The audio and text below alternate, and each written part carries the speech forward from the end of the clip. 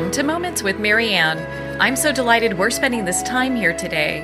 We have a very empowering show coming right up with special guest Jackson MacKenzie, and he's here today to share with us his new book, Whole Again: Healing Your Heart and Rediscovering Your True Self After Toxic Relationships and Emotional Abuse.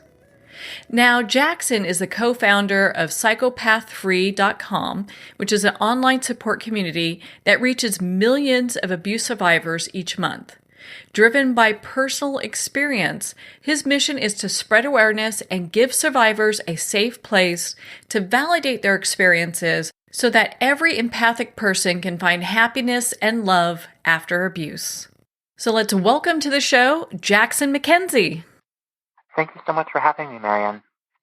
It's just an honor and a pleasure to have you here to talk about this. I mean, gosh, the subtitle of your book, Healing Your Heart and Rediscovering Your True Self After Toxic Relationships and Emotional Abuse. I mean, I don't think there's a person walking the planet that hasn't been through a major heartbreak. Yeah, absolutely. I think these kinds of situations really impact all of us or someone we know, and you can really see the long-lasting impacts that can really leave a mark on someone after it's over. Mm-hmm. I mean, if it could be just a breakup with a boyfriend, girlfriend, friends, whatever, you name it. It hits everyone just the same. Yeah, exactly. It's not comforting, but to see that it's a universal experience and know that there are others out there, I think really means a lot and helps people to branch out after they've been through it, to find a sense of community and to find some validation that they're not alone. I think that's so important, because definitely when people are going through this, they're most definitely not alone. You have a community, there's your books, there's a huge community out there for people who are looking to heal from this.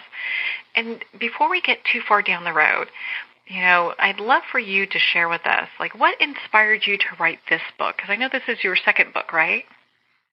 Yeah, the first book is called Psychopath Free, and it's about the cluster B personality disorders and how their patterns tend to play out in relationships. So cluster B meaning sociopath, narcissist, borderline, and histrionic. And it really focuses pretty heavily on the signs and symptoms of the perpetrator and red flags, ways to avoid it and get past that relationship. And what I found from both myself and from a lot of readers of the first book was that a lot of people had some really long-lasting, lingering trauma and effects from that relationship, even long after the person was gone, and that could be romantic or a family relationship, where they're still carrying old wounds that are holding them back from their greatest potential. And that's where the idea from Whole Again came from, was to start working on a project and a book that was really all about the reader and looking internally and starting to work through those wounds. No, that's, so important, because, getting to a place where, I've gone through heartbreak. I know everyone has. When we get to that place where we feel like it's a mortal wound, it's just, you don't ever feel like you're going to be whole again. Yeah, exactly. And it's that belief of brokenness and that fear that something is really just wrong with us forever that can kind of be like a infinite loop, that feedback loop that keeps telling you that, and so you believe it, and it makes you feel so bad, and we a lot of times end up continuing to attract more of the same exact situations that cause so much harm, because that self-worth is so damaged, and we don't yet see what we deserve and our true nature. Yeah. Well, and you hear that often when people are in relationships with individuals that classify as cluster B. They do that whole thing where it's like, well, you're not good enough, after they've kind of built you up for a while, and all of a sudden then you're not good enough, no one will love you, there's something wrong with you, you're crazy. And then, it's whether or not, and I think a lot of people just subconsciously kind of buy into it a little bit. Yeah, exactly. It's such a good point, because even long after that person's gone, you still may find that you still have that voice of self-doubt. Like if someone called you crazy when you tried to express your intuition, a lot of times in those cluster B relationships, they're infidelity and betrayal and being lied to, and meanwhile the person is telling you that you're wrong and that your version of reality is incorrect, and that kind of self-doubt can really sit under the surface for a long time, make you really wonder about your own perspective and your own views. And likewise, if that person replaces you overnight with another partner that they had been cheating with and then rubs that person in your face, which tends to be the outcome of those relationships, a lot of times people absorb these messages of inadequacy or that I'm not enough or that other people are better than me. And those wounds are so painful. A lot of times it's not really even something that you see consciously. It's more something that's happening subconsciously. On the surface level, you might actually see that person saying, oh, no, that person stinks. I'm so glad I got out of this. I'm better than them. But under all of that, still there's that vulnerability and that wounding that can come from having a pretty intense betrayal from someone that you trusted and cared about, and the messages we absorb about ourselves from that external event. So in your book, you talk about core wounds. Is that what you mean when what you're explaining? Yeah, exactly. I think core wounding can really be different for everyone, but for the most part, I think it comes when we experience rejection or a betrayal or an abandonment from a trusted loved one, and from that we absorb messages of defectiveness about ourselves, and from there everything kind of becomes about avoiding that same wounding from happening again. So protecting and controlling and avoidance, and it can be a really difficult way to live. And like I said earlier, we kind of keep finding ourselves repeating those same dynamics that we were trying so hard to protect ourselves from. Okay, well, you brought up patterns, so I think this is a good time to talk about that. So when we're noticing patterns in a relationship, what is that telling us? What are some of the red flags we should be looking for? So I think there's two kind of ways to look at red flags. The first being about the other person. So, if you notice that this person moves at the speed of light, and they're suddenly instantly infatuated by everything about you. They're just fascinated. They're want to text 24/7 and learn everything about you. They have the same goals, hopes, dreams, insecurities. You're so much better than all their crazy exes. Those would be kind of those early warning red flags where I kind of say, it's a good idea to take a step back and realize that most people don't become that obsessed that quickly with someone else. And especially once you're in the relationship, just making sure that you're being respected and that the person is not criticizing or gaslighting or manipulating you. Those would all be kind of more insidious and subtle forms of emotional abuse that can be really hard to pinpoint. So it's important to be able to listen to our instincts and all of that. But on the other side, I would say the red flags that we can look for in ourselves, at least some that I've found, is that when I'm doing things motivated out of guilt or fear or self-doubt, it's usually a sign that I'm not in a situation that's ideal for me, because I find that when I'm with trusted friends, loved ones, a great partner, coworkers, that I'm not doing those things. And so I think becoming aware of our own behaviors, and especially any repeated patterns that seem to keep happening in relationships, can really help. Yeah. Well, it's so important to look for that because, you really kind of have it broken down. There's a cycle that happens, when a sociopath or someone that falls within that cluster B category that is looking to get into a new relationship, there are certain things that they do. Yeah, exactly. And those patterns almost become like textbook clockwork. One of the first things people do after those relationships is kind of start to read articles and resources and books, and they all say the same thing. It's like they just say, it just sounds like you're describing my exact relationship. Well, and that's got to be like heartbreaking, but at the same time, with your book, Whole Again, it's helping a lot of people, not only kind of see where they are in their relationship and if that's something they want to progress with or continue down that path, but also to develop, the ability to heal themselves, to heal their hearts and really kind of gain that self-confidence back.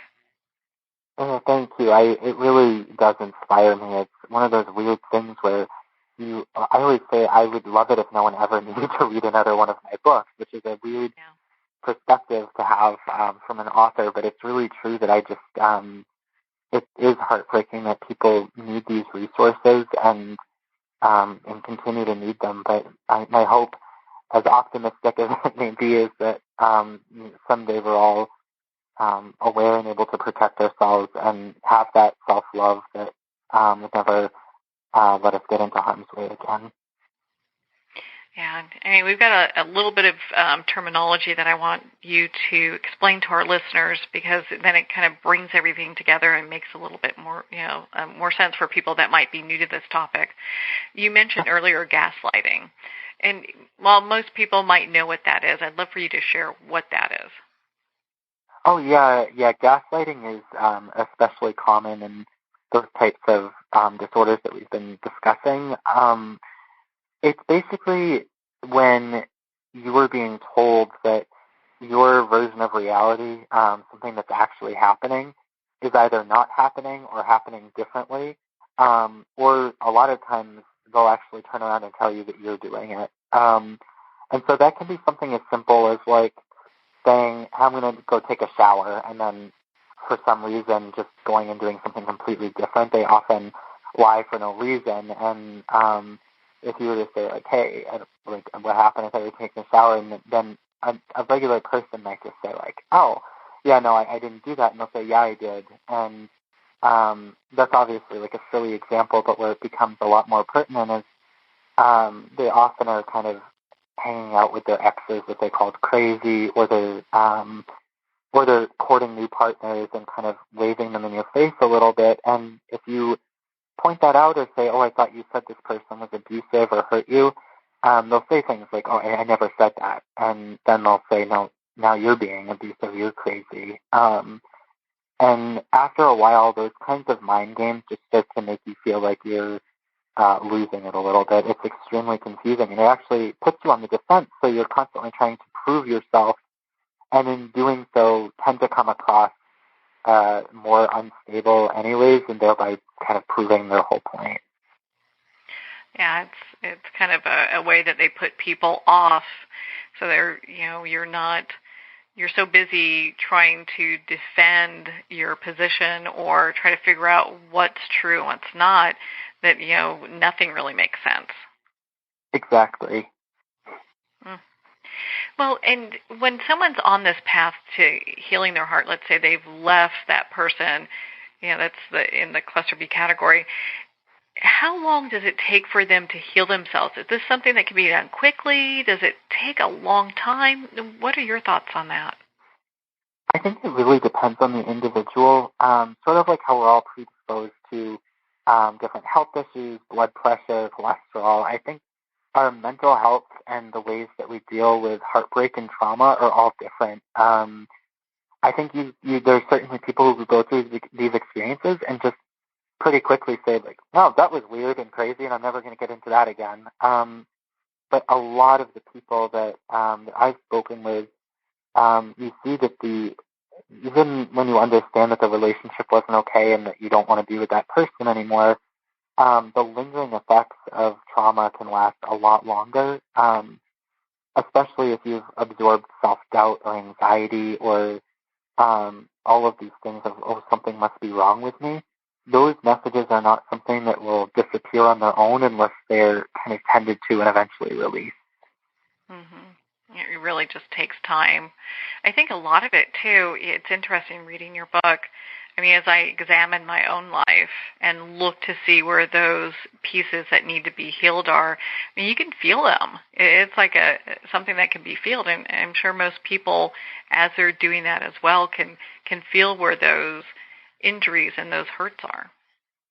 Oh, yeah, absolutely. I think you're spot on. It's a physical sensation that is, and we do things sometimes to distract from those sensations because it's painful. It's like a physical hurt, and so when we slow down and kind of stop our distractions, whether those be being a workaholic or jumping from relationship to relationship or addiction, perfectionism, any number of those distractions. I think when we slow down, that pain in our body kind of starts to unnumb and thaw out, and you start feeling all of that same old discomfort that maybe a long time ago was really too much to handle. And I think that we find that we start to have the courage to face it and realize that it's not necessarily true and not who we are. Yeah. Well, I'd love for us to talk about people who are codependent. And I hear this all the time, and it's probably something it's kind of repeated where people say, well, I'm a people pleaser. I like helping people. I like, making sure that everyone's happy. And what are some of the things that people who identify as people pleasers, what are some of the things that they really need to watch out for? That's a great question. I think, first of all, the desire to help other people and to care and empathize with other human beings is a really beautiful thing, and I would never call that a bad thing in someone. I think where it kind of starts to cross the line and become dangerous to ourselves is when we're sacrificing our own needs in order to make room for the needs of others. And possibly entering friendships or relationships with people based on who we think they could be, as opposed to who they actually are, because it becomes very easy to think, oh, if they just did this, or if I could help them with this, then we'd be really happy. And it's kind of like the never-ending treadmill, because once you reach that point, there's always a new target or goal to reach. So I really encourage people who resonate with those kinds of patterns to look inward, and a lot of times they'll find some damaged self-worth or the feeling that they're never enough. And so by taking care of others, you may feel appreciated, you may feel like you are enough or get that burst of self-worth, but often tend to end up in situations of like rescuing or caretaking that can be really draining and sort of one-sided, and those dynamics are usually really unfulfilling, because in an ideal dynamic you have two individuals who are working on themselves to get healthier, to be happier, and not relying on someone else for that sense of happiness. Yeah, it really is. And when they talk about it being an inside job, it really is, And it's interesting. You look at mindfulness, how does that play a role in all of this? I think mindfulness is one of the best ways to start just non-judgmentally getting in touch with all of these things that may have gotten there in childhood or may have gotten there through a bad relationship or two, and just slowing down. I think we live in a world where everything is so fast-paced and so fast-moving that it's easy to kind of keep the mind going 100 miles an hour all the time. And with mindfulness, we really slow down and just notice that. We're not saying stop. We're not saying, why am I thinking that or why am I doing this? All we're doing is just like noticing. Like if you were just sitting in a room and watching that person's thoughts, that's all you're doing. And I think the more we do that, the more the body and mind start to reveal their ticket to us of everything that has been experienced, and especially the painful or suffering aspects of it. And with mindfulness, we're able to get in touch with that discomfort. We can become comfortable with discomfort without being consumed by it. We can hear these messages of like, you're inadequate or you're worthless or you're rejectable and other people are better than you without being consumed by them. We can just say, oh, that's interesting. There's that message again. There's that feeling again. That hurts. That hurts when I experience that. And the more we do it, the more we start to identify with the observer rather than that kind of nasty voice on the inside. Yeah, for sure. I mean, well, it's interesting because, a lot of times if we follow that thread back to like, where did I first hear this? Where was I first told you're not good enough, you're not worthy, you're not pretty enough, you're not handsome enough, you're not whatever, Yeah. When you follow that back, a lot of times when you can see the face of the person that said it, you're like, well, they're so wrong, Exactly. And it's not even necessarily trying to heal those messages, because I am a strong believer that you can't even really heal something that was false to begin with. I think in the book I used this metaphor that, like, if someone calls me a cat, I don't heal from that accusation because I'm not a cat, and you just dismiss it. And I think, like, the examples you just brought up of, like, you're not enough, or you're not pretty, or you're crazy, those kinds of things, those are those messages that we can start to experiment with, just saying, oh, that's just not true. It's not necessarily something we need to comfort or soothe. It's just a whole lot of nonsense, like being called a cat. Yeah, if someone called me a cat, I'd be like, oh, so what? Exactly. That doesn't have any influence on me whatsoever, But, it's interesting because words do have impact, and they have meaning. And, if it's something that someone takes internally, it could change their whole trajectory of their life in many ways, even if they're not really aware of it. Yeah, exactly. And it kind of brings you along for the ride. You don't even really notice it, but it drives, like you said, so much of what you do. Mm-hmm. Yeah. Well, I was really happy when, your book, Whole Again, it does talk about boundaries. And I think that's so important. And I kind of learned about some of that a little bit late in life. So I think it's great that this is a resource where people can learn about it earlier. So when we talk about boundaries, how important are they? And how do we know when our boundaries get crossed? Yeah, boundaries are so important. I think they come hand in hand as we start developing self-respect. We realize, like, hey, I kind of like this person that I've been nurturing and mindfulnessing with. Just made up a word there. But doing all of those things, you start to care for that person, and you don't want to put them in harm's way anymore, meaning yourself, because you've been working really hard and you're starting to like who you are. And boundaries are kind of the next natural step that say, here is the invisible line between me and other people. I think you'll find, this is what I found, is that the majority of the people in my life never even come remotely close to crossing the boundary. It's the people who tend to be a little bit more problematic, who start out a little closer to the line and then just kind of keep pushing, until before you know it, they're kind of way further and more invasive than you ever would have intended. And that kind of slow drip is hard to see coming, and it's really confusing once it's already there, because you may not have expected it, and then you don't really know what to do from there. I think a lot of times, especially people with codependency issues, feel an intense amount of dread and anxiety and guilt when conflict is arising. And I don't mean like yelling or necessarily anything like that, but a lot of codependents can even like sense when other people are starting to get mad at each other, even if it has nothing to do with you, because there's kind of that predisposition to being a little bit overly aware and responsible and concerned for everyone else's emotions. And what that leads to, though, is other people being able to kind of push through and be more aggressive because they know, well, this is too awkward for you to do anything about it, or you're not going to want to react to this.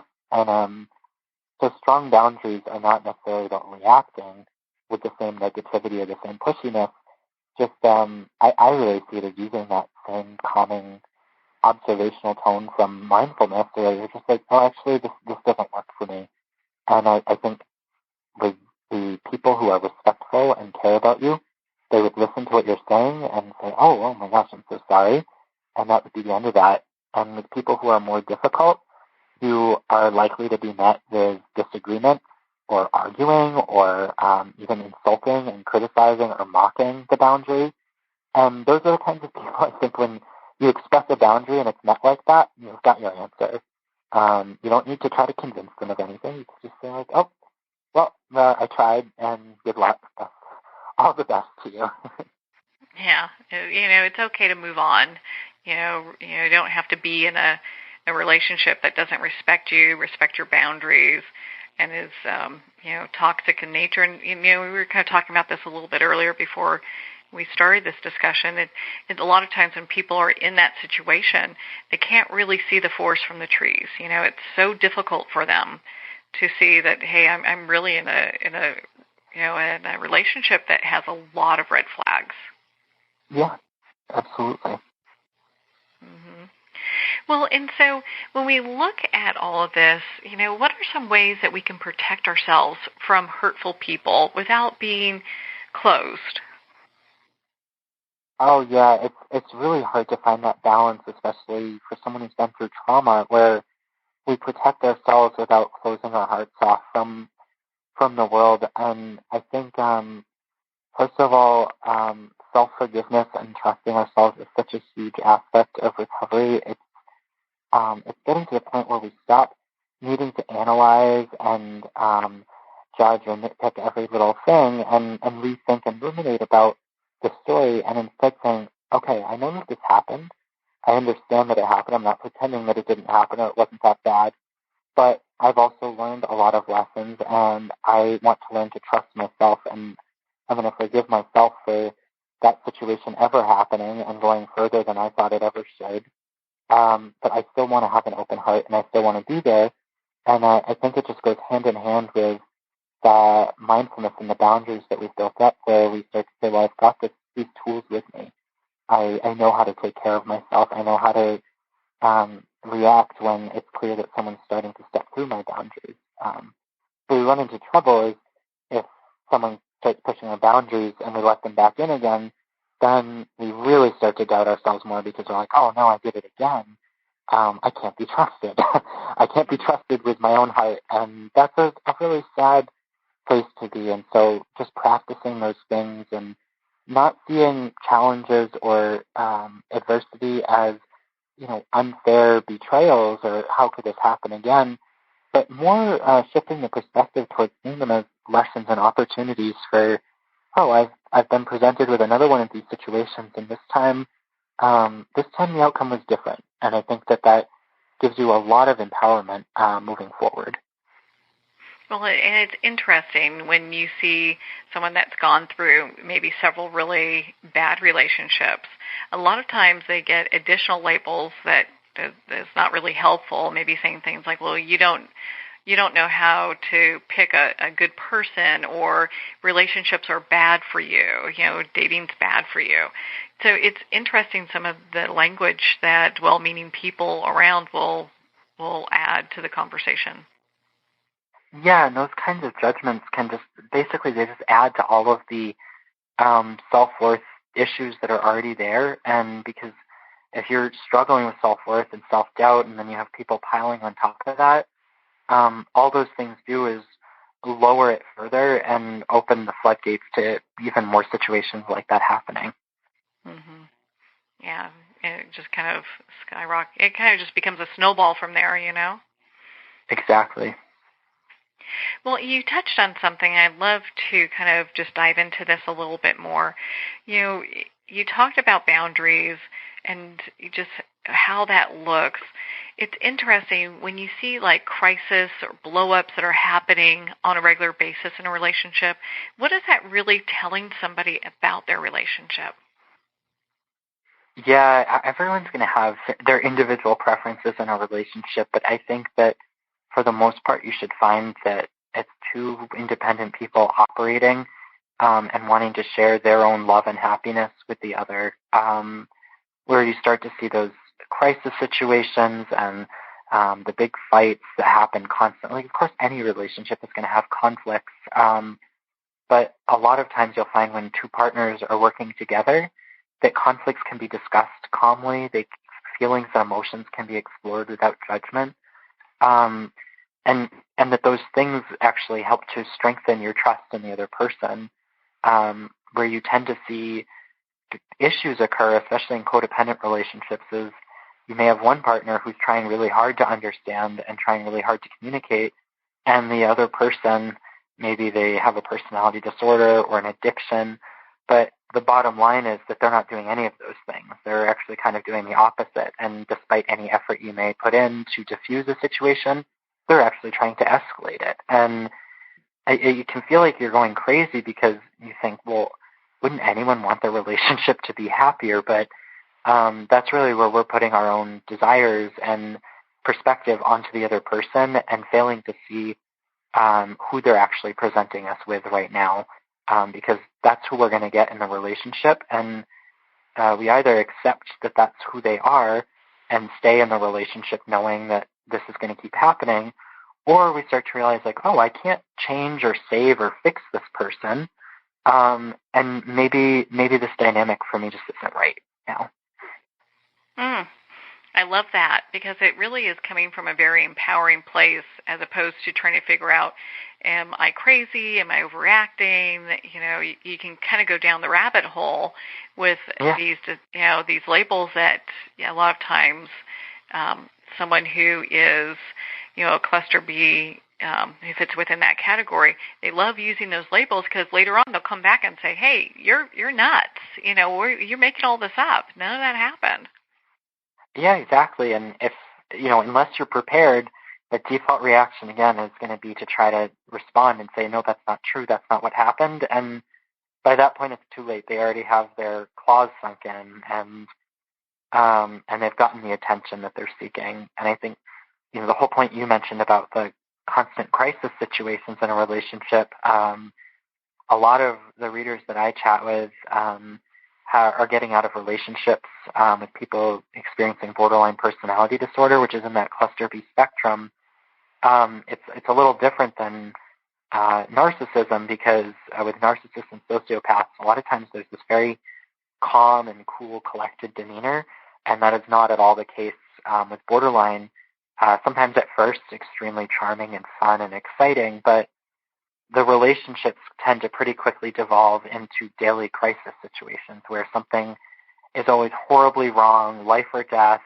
Someone's always yelling or screaming at them, and nothing is ever okay, and you're the one who is going to save and fix them. And people with people-pleasing tendencies fall into the trap of being like, oh, I'm going to be the person who makes you feel better, because they kind of give you that carrot on a stick that says, if you just help me through this, then I'm finally going to feel so good, and we're going to run off into the sunset. And those are the kinds of things, though, that even in a regular relationship just don't come up. Those kinds of conversations don't happen. People aren't seeking the knight in shining armor to save them from the tragedy of their life.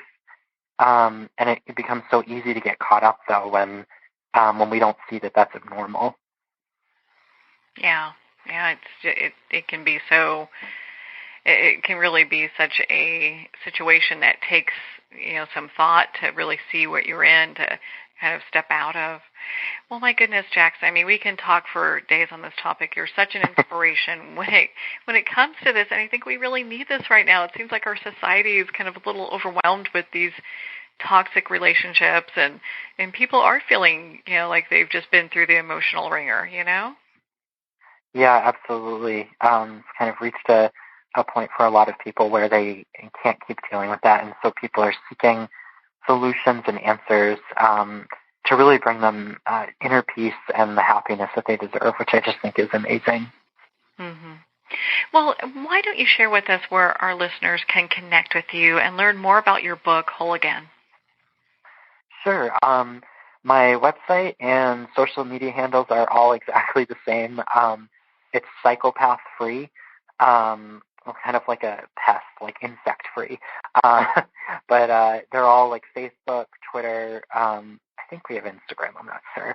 And then the website is psychopathfree.com. And there's a ton of freely available articles there for anyone who has financial difficulties. So we try to really make all of our resources there. I think the Facebook page has like 500,000 followers on it now. So if you're looking for a community to chat with others who have been through the same thing, I think that can be a really helpful resource.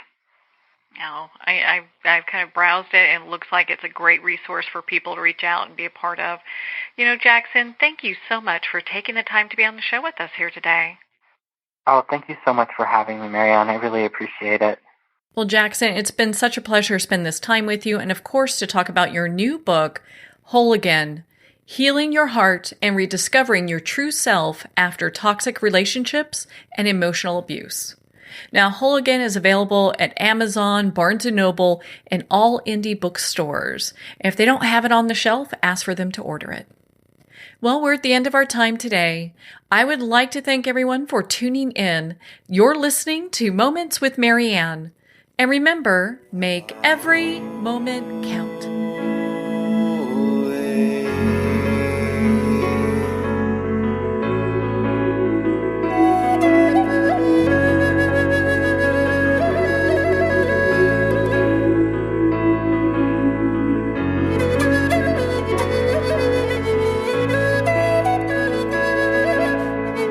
In a single moment, your life can change. Moments with Marianne is a transformative hour that covers an endless array of topics with the best of the best. Her guests are leaders in their fields, ranging from inspirational authors, top industry leaders, and business and spiritual entrepreneurs. Each guest is gifted and a true visionary, a recognized leader in her own work, and while teaching others to develop, refocus, and grow, Marianne will bring the best guest and sometimes a special surprise. Don't miss this. You never know just which moment will change your life forever. Moments with Marianne airs every Sunday, Monday, Thursday, and Friday at 8 p.m. Eastern and 5 p.m. Pacific Time. Make sure to tune in and visit momentswithmarianne.com for more information.